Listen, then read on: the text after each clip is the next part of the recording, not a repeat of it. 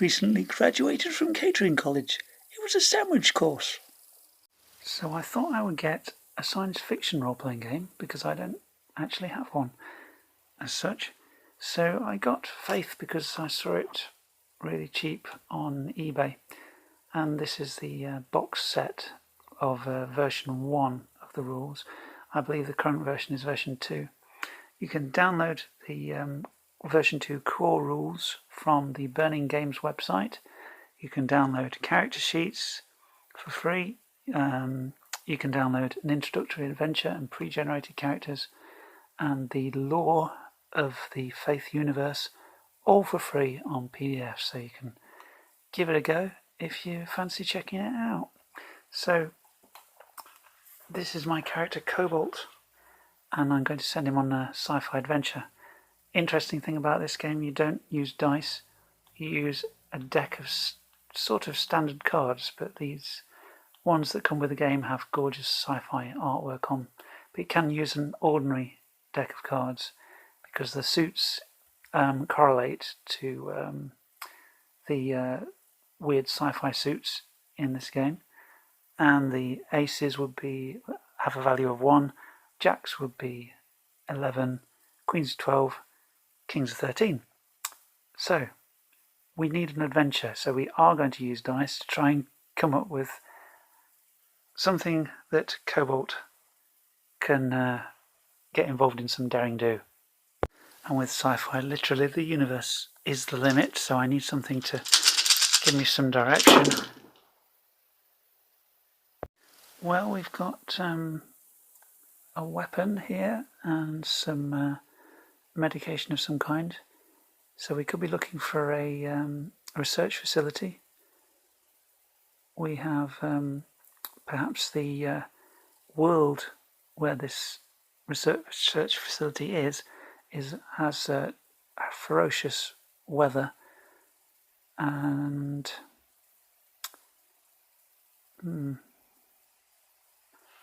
I'll think about the other stuff.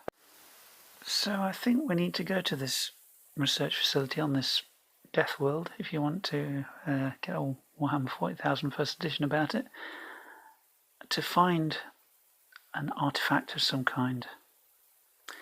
And this game is called Faith. Each character follows a particular moral code, which can gain them bonuses if they live according to that code, which basically encourages consistent roleplay for your character's personality. So there could be some Faith reason for us to follow this. Perhaps our God will smile on us if we find this artifact. Perhaps it's particularly important to our faith. Yeah, we'll go with that. So when you generate your character, I will briefly mention, you select your skills and you choose one at a value of 5, another at 4, 2 at a value of 3, 2 at a value of 2, and 3 at a value of 1, and the other 3 will be at a value of 0. Now your attributes all start at a value of 1, and you can distribute 10 points amongst them, and some of the species you can be have limitations. So the Corvo, for example, can only have a maximum agility of 2 and a maximum constitution of 2. Your health, your physical damage that you can take is double your constitution, so I can take 6. Your neural damage that you can take is double your mind, so I can take 6 of that as well. Now, being human, as Cobalt is, he is able to draw a deck of 8 cards rather than 7, because humans are very resourceful. So now we've landed on this world where we've been sent and paid to go because we're a mercenary.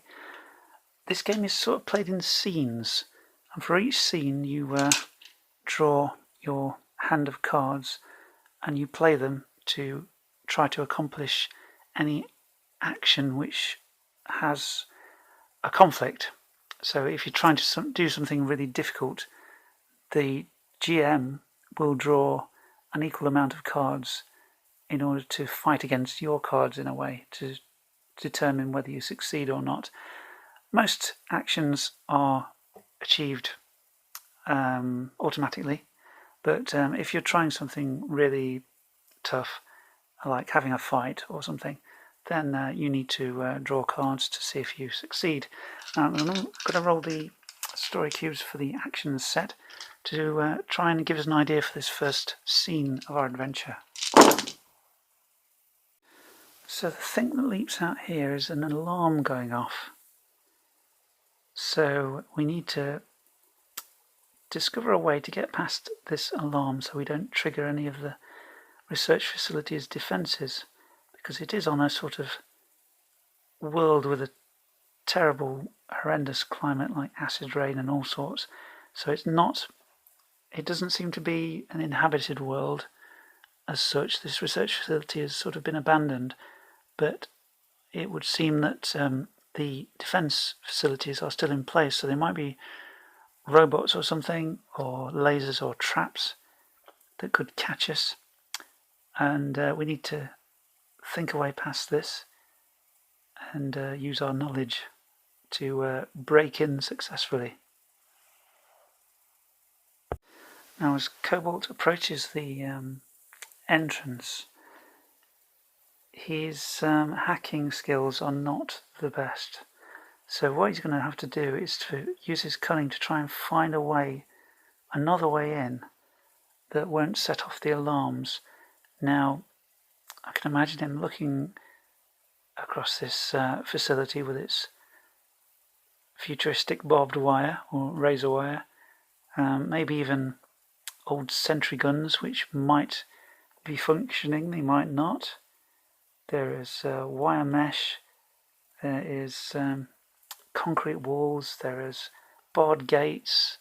So can we sneak around and try and find another way in, perhaps a drain or anything, any kind of air duct that we can circumvent the security systems and try and get in without having to hack, because we can't hack, we're not very good at it, we just can't hack it. So I think we're going to use our cunning to have a good look round. And we might have to use our mind as well. I'll have a think about that. And playing it solo, I'm going to have to play it slightly differently, because the GM starts off with a hand of 7 cards, just like most of the players do, unless they're human and they have 8. But I'm going to draw the GM's cards from the top of the deck to... I'll show you how that works in a sec. So I'm using my mind to try and scout around and perceive important details about this base and about this layout. And I'm going to add my cunning in a way to try and get in. So the way this works is that the GM, it's a confrontation, it's a conflict. So the GM represents fate, bad luck, difficulties, and they will draw the same amount of cards that I draw, but they won't add any skill modifiers, but they will have 2 advantages. So I draw 1, 2, 3, 4, 5, 6, 7 for most characters, but I'm human, so I have 8. So I have my hand of 8 cards here for this adventure, and I have gorgeous artwork on every single one of them. It's just fantastic looking stuff. So when I use my cards, hey, they're discarded.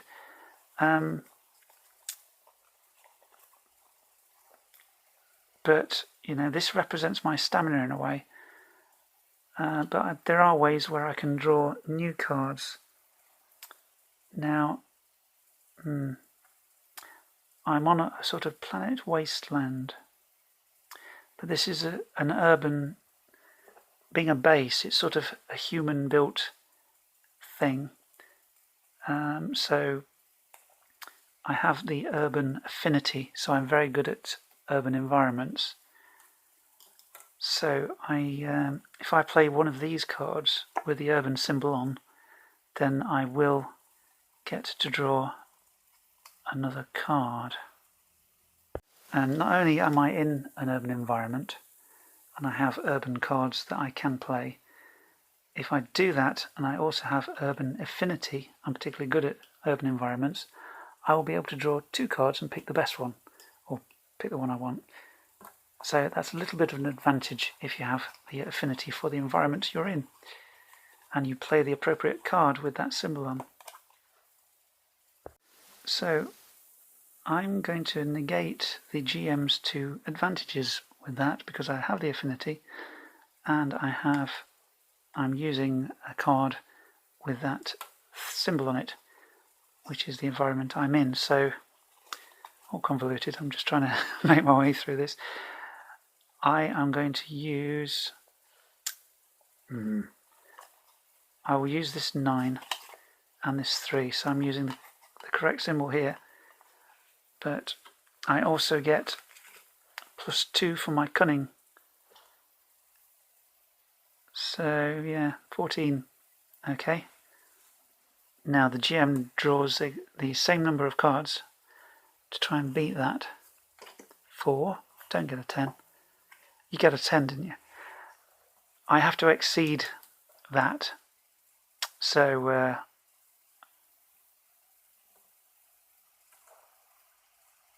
yeah, I don't. So I used a card from this environment, and I have an affinity for this environment, so I take 2 cards, and select the best one, and shuffle this one back in the deck. So I'm just going to take the direct approach and use my agility, I think, to try and climb over the wall and just hope that the security systems don't get me. They probably will. Athletic, that would make sense.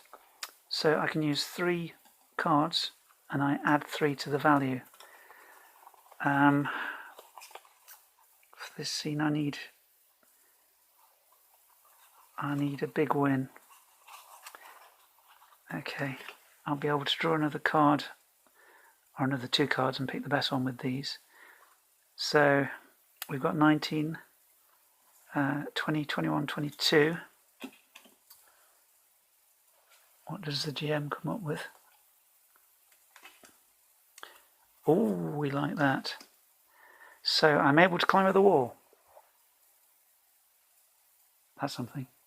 So I've made my way into the outer wall of the base. I draw 2 more cards because I'm in the urban environment and I played urban cards. I will pick the best one. I'll pick this 12. Shuffle this one back into the deck. So can I get across the courtyard to the entrance to the main building? Now, this next part of this scene, I'm going to have to use my agility, I think, and probably actually moving quickly would probably come under initiative. No, maybe not. No, it'd be cunning, wouldn't it? So agility plus cunning, I think, makes more sense of trying to avoid being detected. So I can draw 3 cards. I could... I can afford to spend some high-powered cards with this, I think. So I'm adding 2.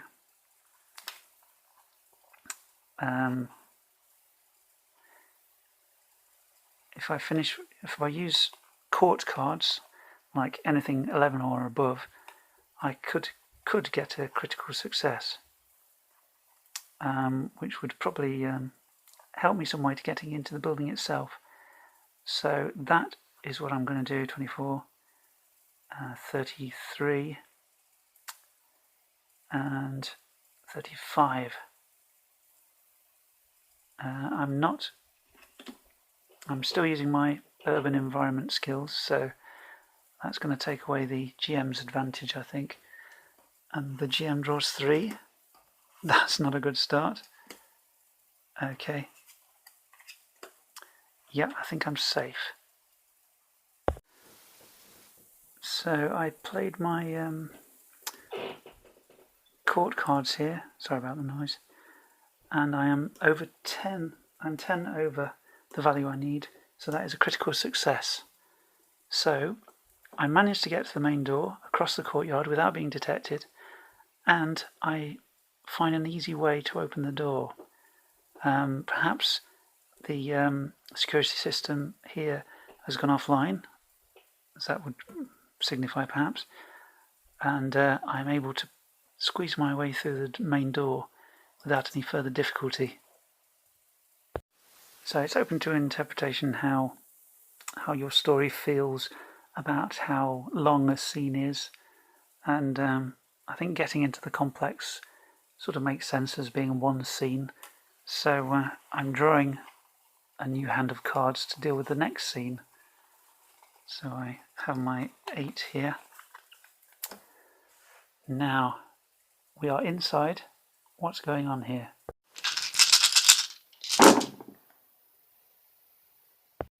Well, clearly the place looks like a bomb's hit it.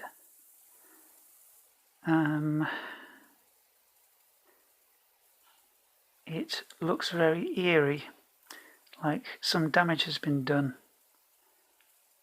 So it looks like something dangerous has occurred.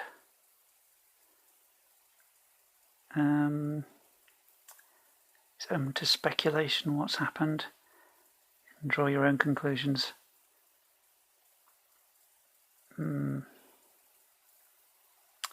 But I've spotted something.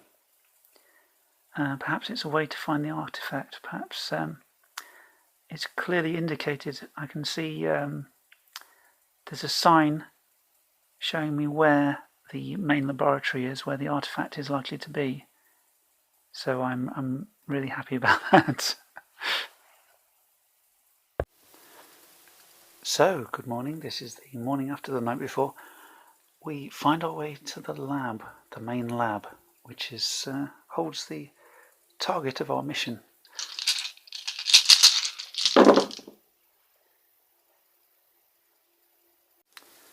Okay, so what we've got here, we're trying to steal this thing from this lab.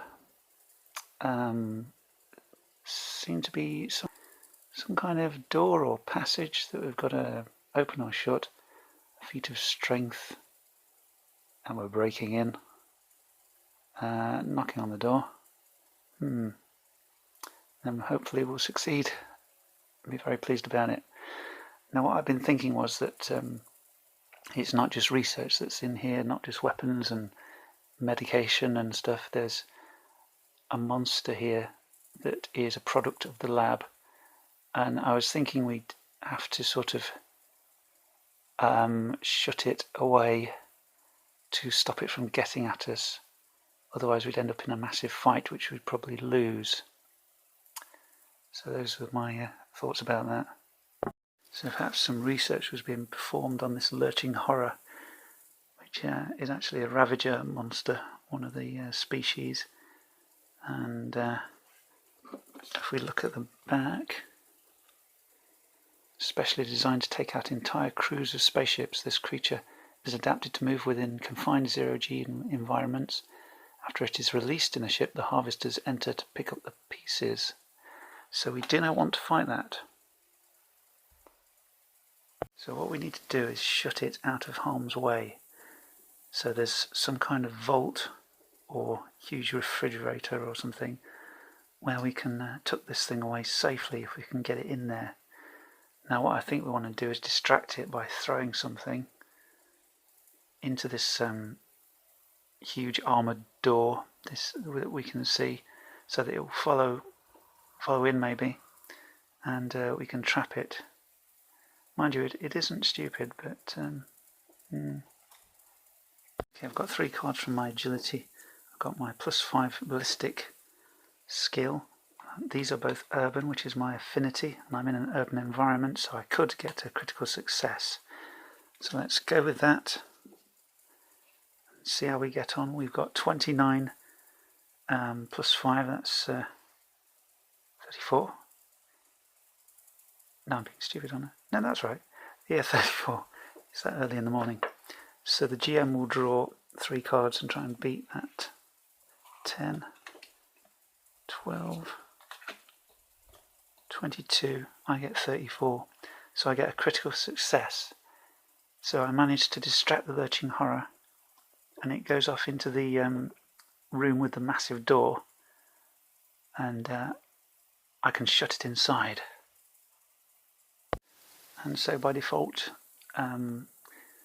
actions without a confrontation, without a conflict, are automatically successful. So I'm a pretty quick character. I can rush around and find the artifact that I need, which turns out to be a mobile lab with all the information about this place's research.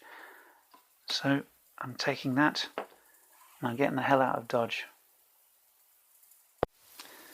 Now there's a problem with this game in playing it solo, because last night, after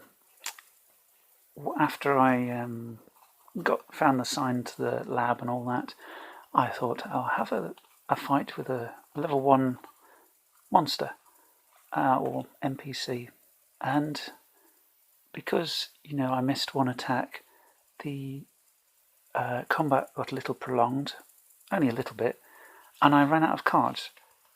I used up my hand, and when you do use up your hand, you can draw from the top of the deck 1 card, but you cannot use it if you're still involved in a confrontation until the confrontation is over. So I could do nothing. I was out of cards. I had nothing I could do. So that's a bit of a problem. I think drawing from the GM deck is a nice mechanic for using it solo, because you don't really know what's going to happen. But this hand thing where I ran out of cards was a problem. And I think what I could house rule is to use a bit of the Scarlet Heroes idea, where minions have like 1 hit point. They take 1 hit and then they're down. So that's one thing I could save a few cards on. But it's the combat thing that's the problem. You've got a nice little mechanic of using your cards to achieve actions in a scene, and then the GM draws from their deck to combat those things to see if you can succeed or not. That's nice. But when it gets involved into a fight, possibly several rounds, and you're just using 1 character, you're going to run out of cards, and I think that's a problem. So I'm going to have to house rule to try and mitigate that and have it not being a problem, because I quite enjoy the system. It's interesting, and the background in the rule book, which you can download all the background PDF from Burning Games website and read into that, and it's really interesting. I've really enjoyed reading about the couple of races I've read about so far, the humans and the Corvo, and there's the other ones as well, like the Ravagers and that. But it's a very interesting universe, and the game mechanics are also interesting. Sorry, I've run out of focus. There we go. It's just the combat that I'm not sure. I'm going to have to do 1 hit per minion to wipe them out, otherwise I'm going to struggle to get through a scene. So I'm just going to have to think about how to mitigate the combat problems. So thank you very much for watching. If you get the chance, why not check out CyclopsCon on Twitch, which is run by Goodman Games. I watched a couple of Brendan Lascelles games that he ran, and they're absolutely awesome. I really enjoyed it. Okay, thanks a lot for watching, and I'll see you soon.